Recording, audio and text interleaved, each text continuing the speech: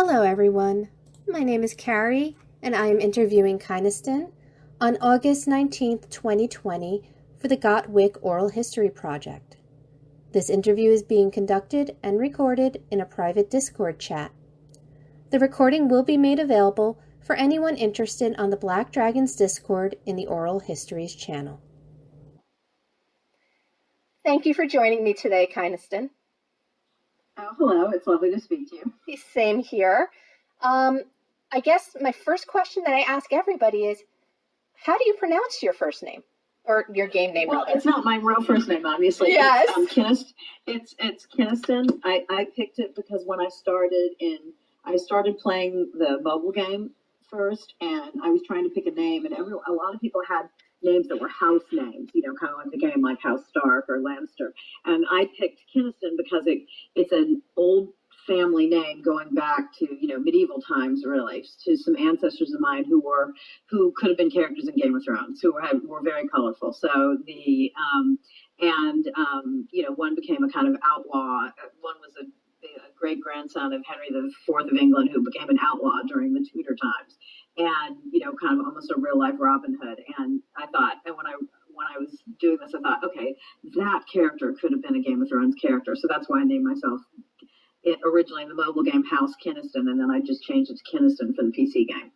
That is fascinating. I love how you pulled your real life into it, but created it as your own. Do other family members or friends from offline play with you? No, no. I barely told any friends in real life I play. Only one. Only my best friend knows. And maybe one other a couple of people I work with who are friends with them one time saw me playing it on my phone at a retreat or something. But that was the mobile game, not the PC game, obviously, because you can't cart around your laptop to do it. So when did you start playing? Hello? Hi. I think we cut out there. Oh, it got really quiet. I wasn't sure if you were still on. So yeah. Yes, I'm still here. No, I asked, when did you start playing? I'm trying to remember when I started playing the PC game. I started the mobile game February of 2019, and the PC, this game, probably 4 months later. I think you can somehow check on the account but I would say kind of like June, maybe June or something. No. So a few months later, June, July of 2019, I would say. So over a year. I think actually it was earlier because you were on K9 with me. Yeah, I started in April. And we started started earlier than I thought. Okay. Yeah, because we were on the same kingdom together to start. I remember, yeah. Yes. So you started literally on K9 then? Yes, I did. That was definitely the first kingdom. So somebody I played with in the mobile game who's quit, he read about it and said, "Oh, let's join. Let's try it out." And I got into it, and then he and one other person I still play with in the mobile game, they said, we just don't have time to do both, and they quit really quickly. And then I sort of got into it and then kept going. So and I'm still here. And so what made you first start getting interested in this game? I know you played the mobile game, but... It started, honestly, because I'm a huge fan of the show, and I'm actually friends with some of the people who make it in real life. But it was that long wait for the final season, and it was winter in New York, where I live, and I literally saw an ad on Instagram for the mobile game, and I clicked on it, and I thought it seemed fun, and then I got really into it and started having fun with it. And then the PC game came from, as I said, someone I played with in the mobile game who'd heard about it and said, "Let's check it out." That makes sense. I'd never played any other game before, and I still haven't. It's just these two. So. Oh wow. Okay, so you are definitely all the way in on Game of Thrones. Well, it's funny. The game has its whole other life. They're the same names. It really doesn't have that much to do with the show. I started because of that, because I was bored one day, and then I got into it because it's fun to learn the game mechanics and get good at it and meet people and just learn how to do it. It was an interesting challenge, and then you stay because of the connections you form along the way. Really, not because of the game itself. That's understandable. I mean, I'm very similar in that. So you started at K9. You were mentioning before that you have been to quite a different number of kingdoms and you were trying to recall them. Do you? Well, a few. It's funny because we were in K9 for quite a while, as you remember, and then Yeah.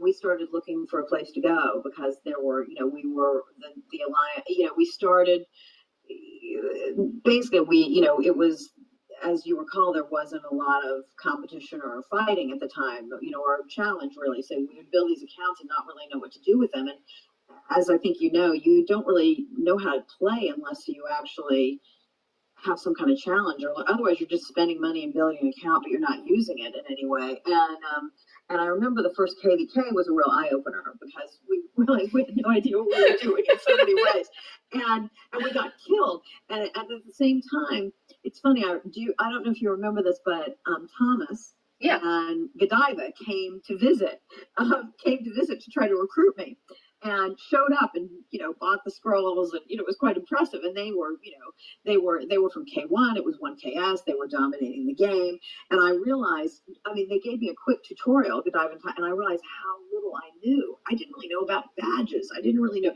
No one really, we were all kind of fumbling around together, and so they started educating me. I thought, wow, I can't. I had a huge amount of power in numbers, but I didn't have stats or skills so much. And it was still early on when there was a lot that didn't exist in the game now to strengthen accounts. But it was sort of an eye opener, and also that I just got wiped out at the beginning of KVK. I think I lost my lord in the first 5 minutes. Yes.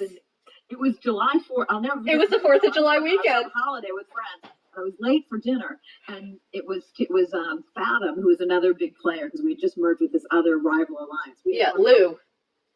Rival alliance on K9, yeah, and we merged with them, and then we had no one to fight, so we had to go because we just started. It was bad for all the other smaller alliances, as you well know, but we just got wiped out in KVK. I remember it was red. I think it was. Yes. It was the first day, and I was running to dinner. I was at this place in Mexico with friends of mine on holiday, and KVK had just started, and within 5 minutes, I was just testing out. I thought, I'm powerful. I soloed somebody who was 400 million at the time, which was a lot at the time, and I lost my lord. I didn't even know what to do. I panicked, like, oh my god, do I lose everything? Do I lose all the gear? I didn't even know you could revive your lord. It was like about someone to say, oh, you can drink the poison, and it's back in an hour.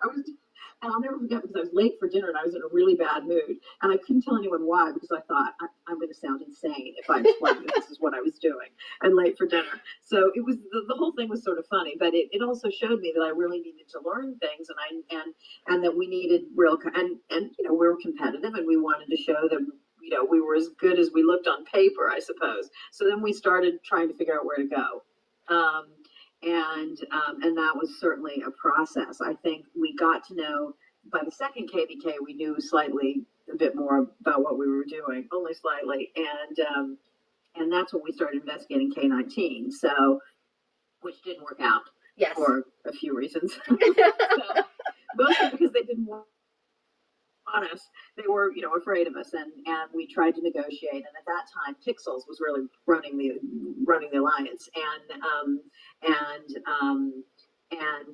we had a series of I'll call them negotiations. I'll just leave it at that, where people were fairly rude and told us we weren't welcome, and because we were trying to go in and be, we were going to abide by kingdom rules, everything. So they declined they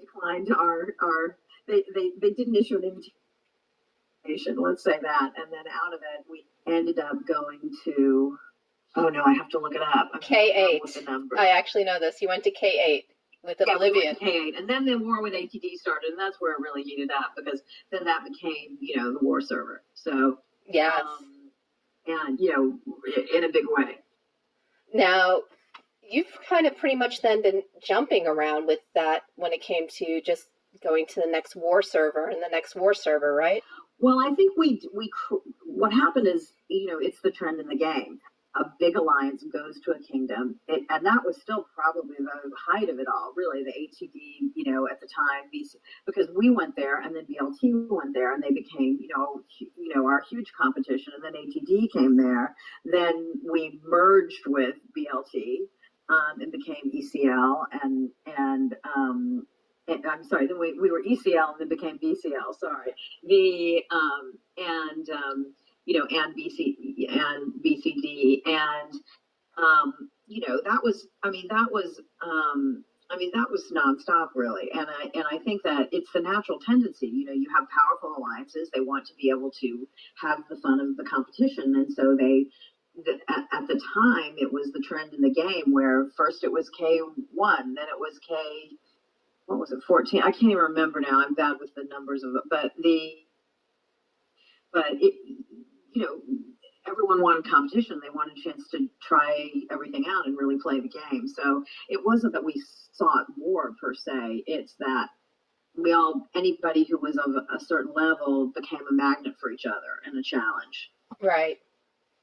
So, but I guess, I mean, of course, it's a war game. So of course you're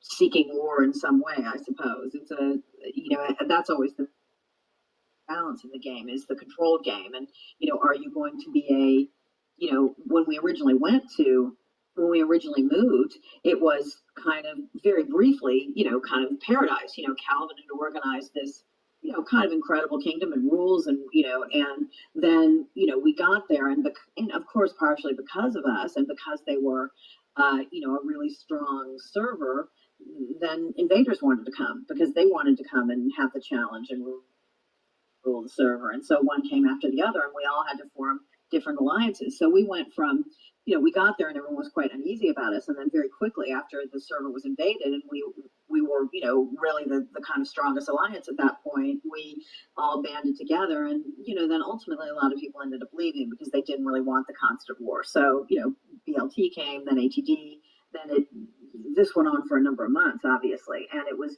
really challenging. So and we all learned a lot and formed relationships and I think a lot of people miss those days too because it was pretty exciting. What did you enjoy most about that time? Well, I say people, I don't say me. Okay. I enjoyed it sometimes. What I didn't enjoy is that the constant is that it felt like it never ended, and I would wake up every morning to something or something. And there were some things that happened along the way where people split off and then joined the enemy, and then it was, I mean, it just managing and the personalities in the alliance and dealing with people. That was challenging because I play this for fun and I want people to get along. And of course, there are always personality issues in any organization, even one that's played for fun. So there was a lot of strain on everybody because there were various moments where we were really in trouble in terms of the war itself. So I didn't enjoy the pressure of that, for instance, because I felt a responsibility to run the team. And you don't like waking up in the morning and finding out two people have been zeroed or one person has quit because they can't handle it, or you want to take care of everybody like they're an extended family. So that part of it I didn't enjoy. And it's obviously a byproduct of the game. That's what happens. But people look back on it now and think, wow, that was such an exciting time. And it was. So it was, but there was no shortage of drama that went along with it. I'm happy that's in the past. How is it now? What's things like for you now? It's actually pretty good. I mean, I think I think that we have a really great core group between the two alliances, and we get along, we play together well, we know each other, and I think the biggest challenge in the game really is the game itself. That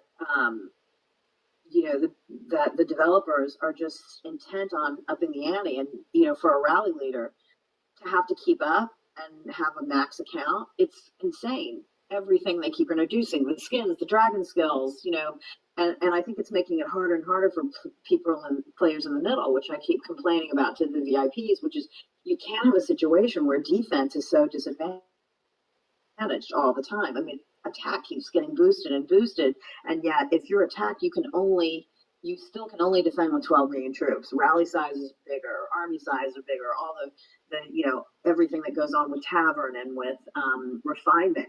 I mean, attack is just absurdly overpowered as opposed to defense. So those are the kind of things that I work, which is the game developers in their greed are overlooking. Okay. I mean, don't you agree? I think it's a big problem we're all talking about. I mean, for somebody who's a big player but not a massive whale, it's I, you know, it's challenging. So you know, you're either a blank castle or you know, it you know. You know what's going to happen when there's a castle siege or CCS or something where you have to stay on bubble. You're vulnerable. Yes. And that is definitely a concern for the free to play or even just the partial pay people. You can't Everybody, compete at that absolutely. level. I don't want to spend so much money on this game. It's ridiculous. You know, I feel an obligation, and you don't want to. It's that whole idea of accounts falling behind really quickly. I mean, there were Yes. accounts, massive, powerful accounts that were incredible 6 months ago, and the second you stop keeping up, you're obsolete. You know, it's exaggerating to say you're obsolete, but it's you know, it's not fair. The game should let us grow at a certain pace and not have it be so disadvantaged that you feel you have to you know, I mean, we've lost some really good players, you know, and I'm not talking about my life, I'm just talking about everywhere. People just burn out on it because there's this constant, I mean, there should be more events, things like Treasure Seeker or things where, you know, you can have fun in the game without having to, you know, without having to buy every single thing that they throw at us, just because you don't want to lose everything you built up so far. So it's one of the reasons why all these kingdoms don't want war because, you know, people want to be able to farm and have you know controlled fights and I don't know. It's a funny balance, and I don't really know what the answer is right now. But I do think what we've seen with the Pioneer server coming up is kind of worrying in terms of new dragon skills and they've got to stop up in the ante, you know. And if they are doing that, they need to help defense at the same time so that people can feel you know so that people can feel that what they're counting on in terms of protecting accounts works, you know, reinforcements and you know all the smart things that you do to protect yourself. The game can't disallow that because they want us to buy more packs Oh, or it makes skins sense. or whatever it is. Did you ever expect when you got into this game that you'd be investing so much into it? I heard No, and if recently. I'd known, I never would have done it. You know, it's like no, it's too much. Yeah. It's I mean, you don't have to do everything. I didn't do for instance, these new dragon skills with the cav attack, it's not that much of an advantage for my account, and it feels really good not to just do everything. You know, like you're just sort of out of a sense of obligation, if you know what I mean. Yeah. No, I heard a joke recently, like people just see it as you're just an official investor now in the company. Well, if only we got really good service. But I mean, if you really make a big deal with the VIP, they'll do something if you're a spender. But you know, when I'm trying to give advice, I sent a whole thing to them about, you know, please don't do this with this, and I haven't even heard back. So I have to remind them again. I've been kind of busy, so maybe they tried to message me back. But you know, it's that whole funny thing where they just say, "Sorry, that's the way it is," and you know, that's not a very good answer considering that we do this for fun.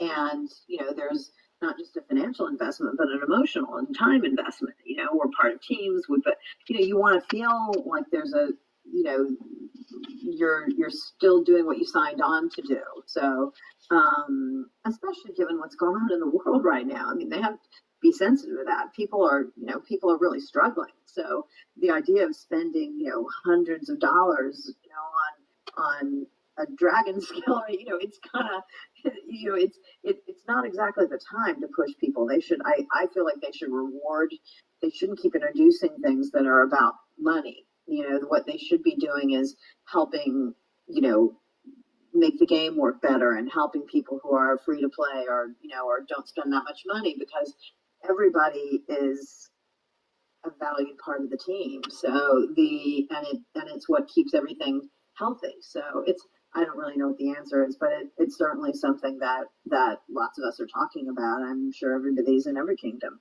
Mm, that it is definitely a topic of discussion. I know some of the chroniclers today actually got together to discuss it, and they did a video on it. I think it's either up, it'll be up soon.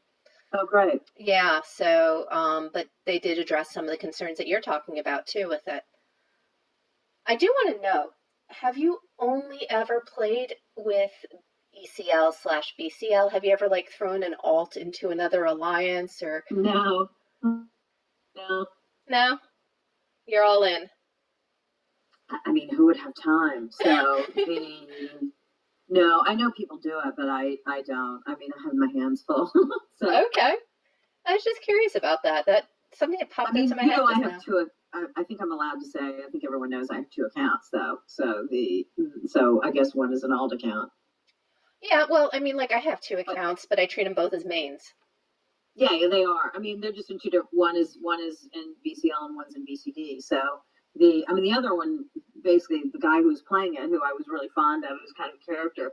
Um, he quit like a long time ago, and he said, "Oh, I'll be back in a few months." But you should just have my account. And it was, a kind of nice, smallish account.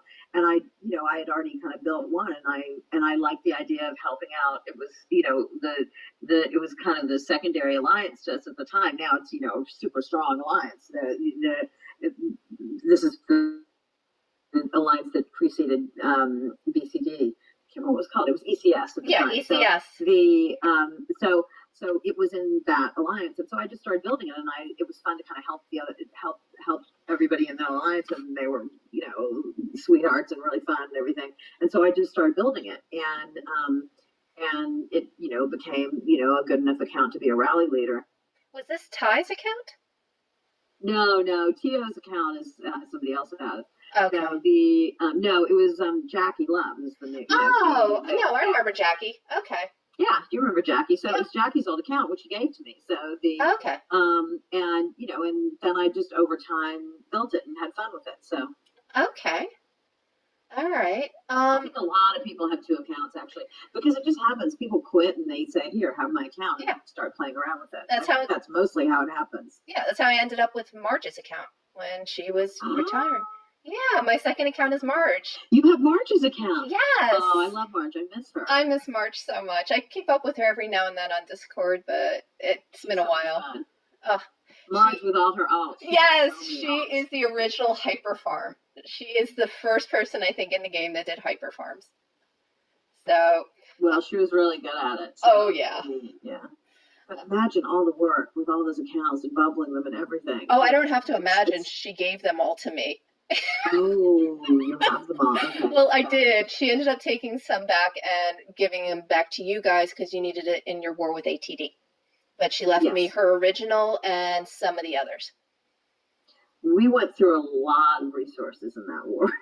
Yeah. No, I completely understood. I was like, no, and it's too much on my hands anyway. So I was happy to return whatever. But yeah, no, I have Marge.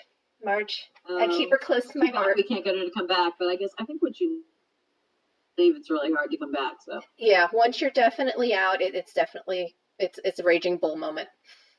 So I want to know, what do you believe is the key to a successful alliance? Organization, and people genuinely trying to, I think organization, and I think people have to put in energy and effort, and I think they have to show up for the things that aren't necessarily as that are good. It's sort of helping each other too, and all of that plays into showing up. I mean, there's certain events that people don't like very much, but you still have to do them because it helps everyone.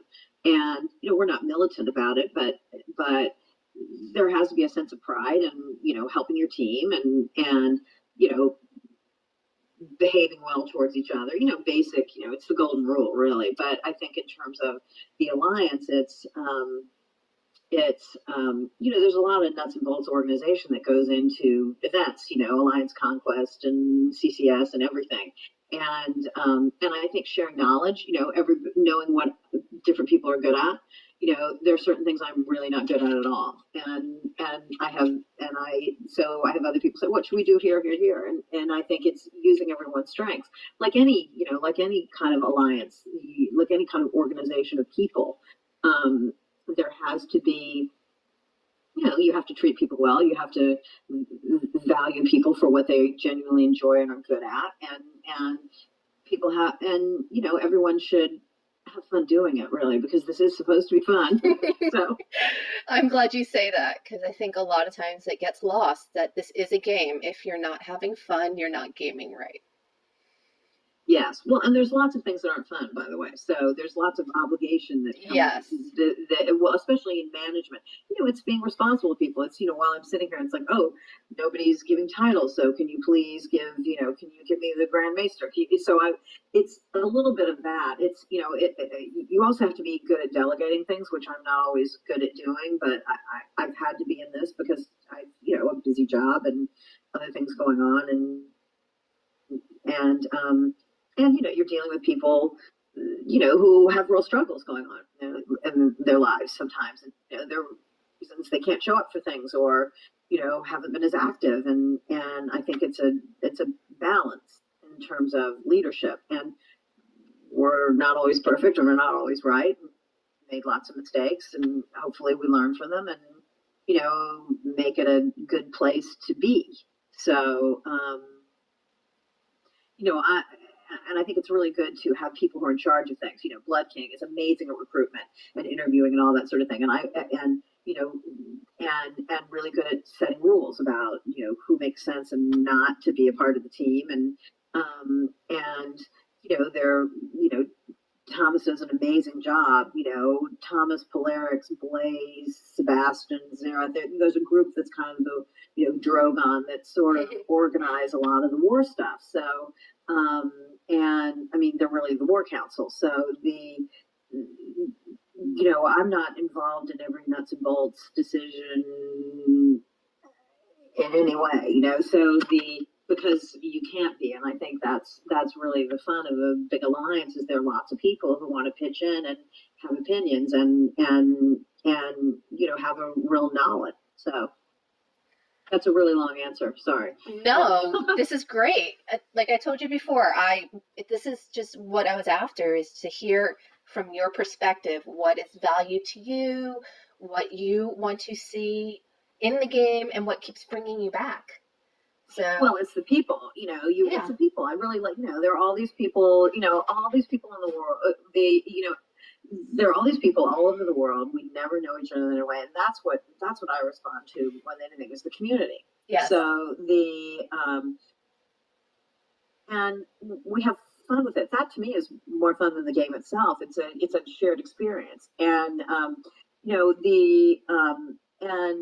and I really, really like the people on my team, and I want to help them and do right by them as as the leader of sorts. So I can't always be there for every single thing, and I can't always be there for every single it's just not possible.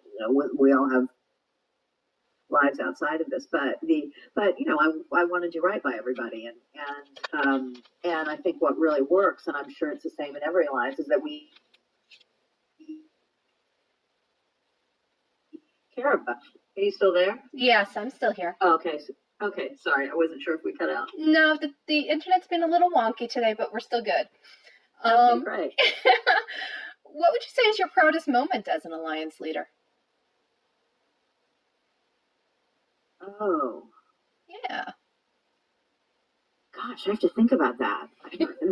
I'm terrible at that when someone says, "What's your favorite?" It's like, "What's your favorite movie?" Or "What's your?" It's really hard to isolate. Then you could choose a few. How's that? If that makes it easier, choose this moment or moments. Can we come back to that, because I kind of can't think about it? Sure. I can't come up with a really good answer right now. Well, I was going to give you another one that's similar, but you might find it easier. Who do you admire in the game? Oh, lots of people. I think there are lots of really good people in it, and and really smart people, and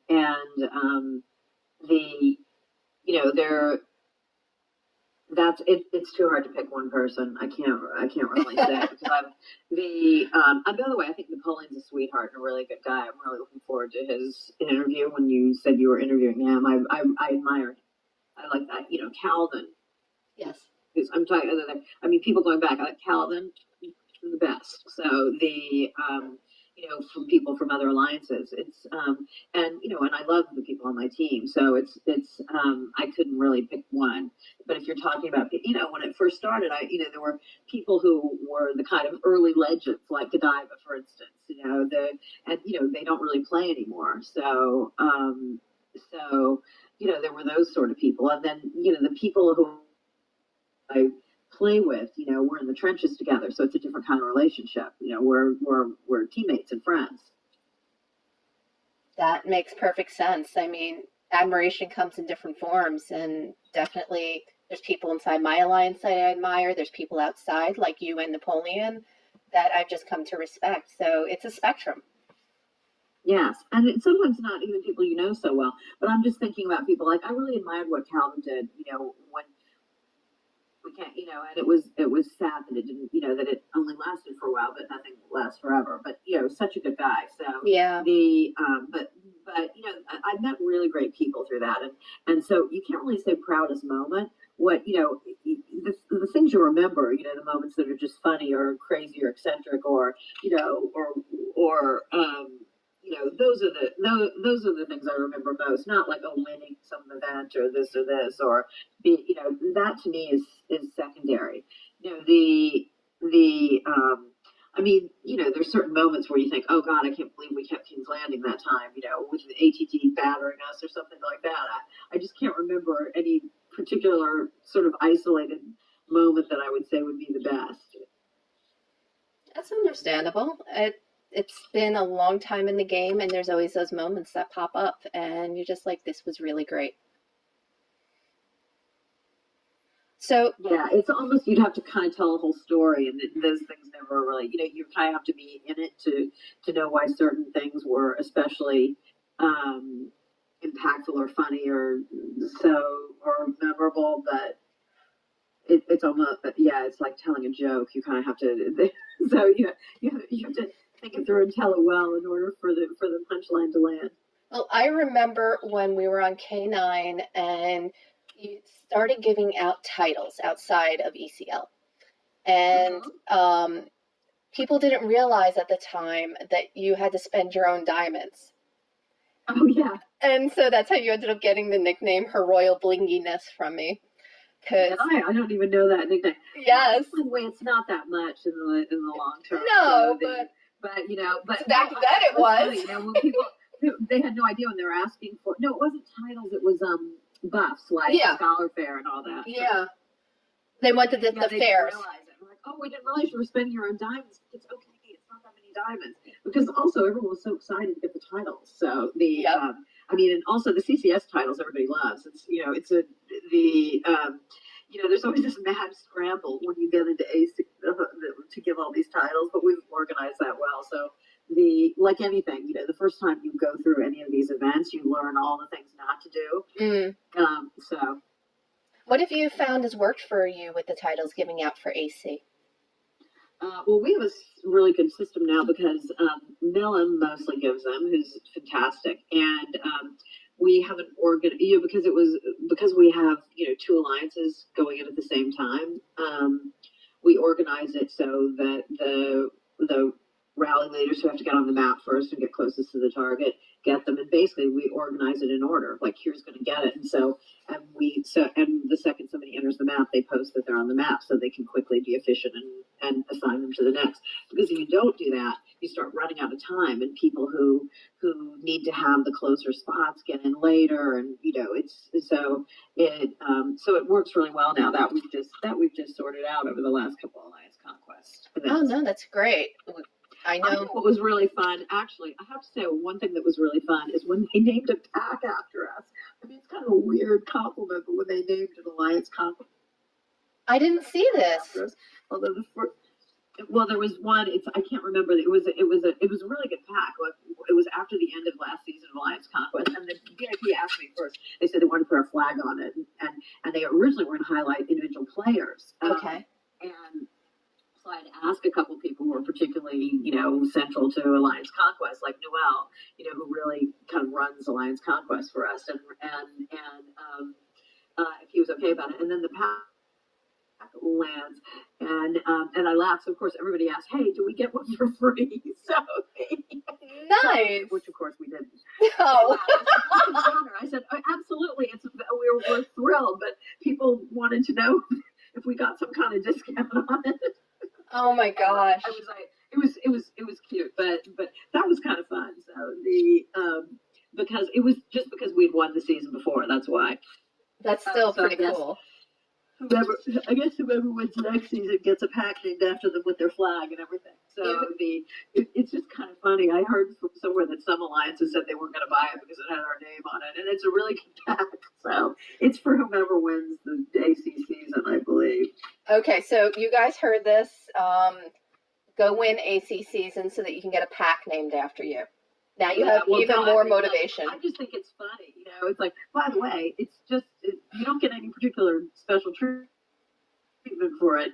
I'm sure they thought, oh great, I bet they'll all buy this pack because it's got their name on it. So, but it had really good things in it. It had honor banners and all the things everyone wants. So.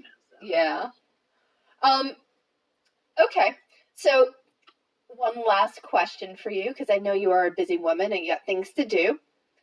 If there's one thing that you would like people to remember about you in this game, what would it be? That I really, yeah, take care of my team, and that I care way more about the people than the game itself or anything that happens in it. That is wonderful. Well, it's true. It's not because I'm, so it's just because that's what it's about. It's the bonds you form, like any team, like any sport, like any, it's we're all in this together, which is why I think we all have to gang up on the game and make sure they don't ruin it by killing defense. But anyway, no, I've met really great people in there, and I think it's that's what keeps us coming back, despite game glitches and crazy things that go on, and developers who don't really understand how to take care of the players who support them. I think that in the end, we're all bonded over this slightly nutty but interesting experience. It is a microcosm of itself. We have this this thriving community that, despite the mishaps in the game, still just keeps going. And it's good to know that we have somebody in our corner looking to make sure that it's still accessible to even the smaller people.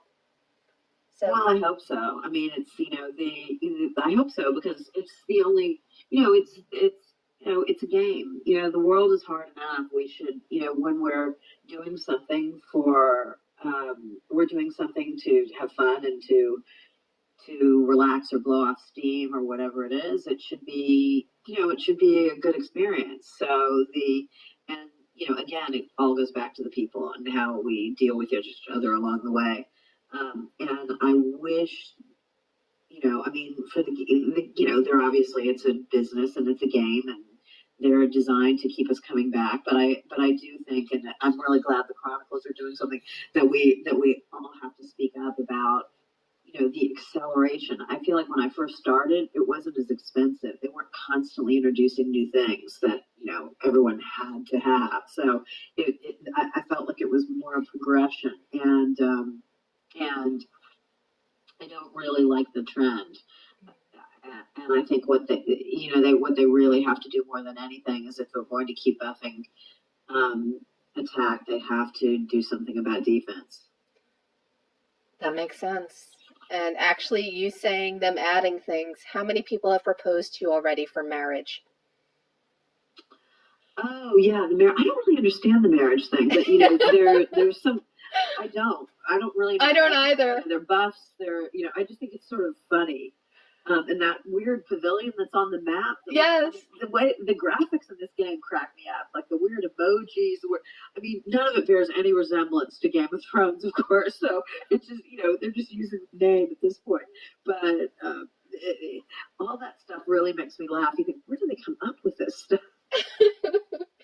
Well, make sure you announce when you are going to get married, if you're getting married, so that. Oh my God, I don't want to get married in real life. So No. Well, this is your out. First, I have to understand what it means, but yes, it'll. I'll figure it out. Yeah, let me know, and we'll do a whole thing on your wedding. It'll be hysterical. Oh, no, please, no. Oh, come on, it'd be great. You really won't. Well, we will read about it in the paper somehow. What happened to the Raven Express, by the way? Remember, I don't know. It sort of disappeared. I'm planning on reaching out actually to Nash, because I'd like to interview him. So Yeah, you should actually, because they used to be, and they did that really, like the KVK awards, what I thought were really clever. yeah, But they've sort of, they've gone really inactive. It's too bad. It was kind of fun. I know Alfred. He quit. Oh yes, and he was a huge voice in it. Yes, he was. I don't know. I didn't really keep up other people between him and Nash, so I don't know who else was writers for it. So if Nash doesn't have time, it could be that. Right. Maybe. Yeah, I wondered. It's funny. It's sort of gone by the wayside, really. Yeah. I'll reach out to him though.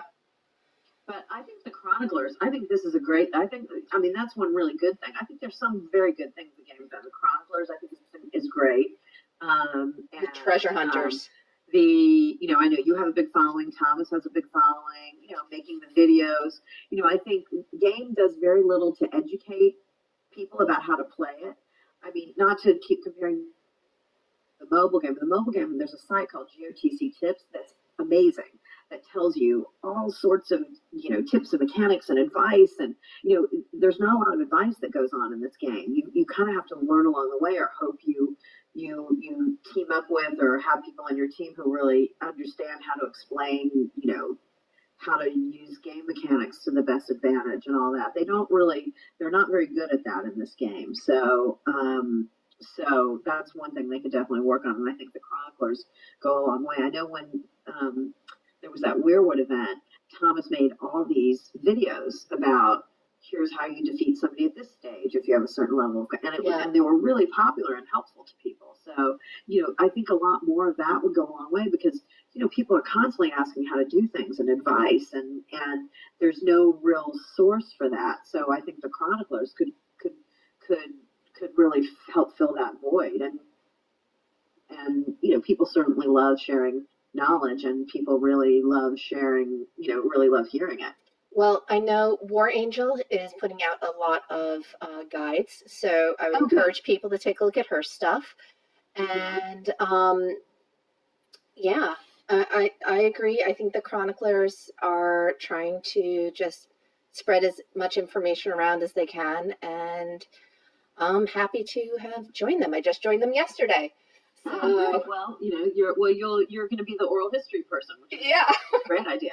Thank you. I'm excited about it, and I look forward to having more people partake of this. It's not just going to be the big names like you, but hopefully just some of the regular players, the free-to-play players. Oh, you definitely should.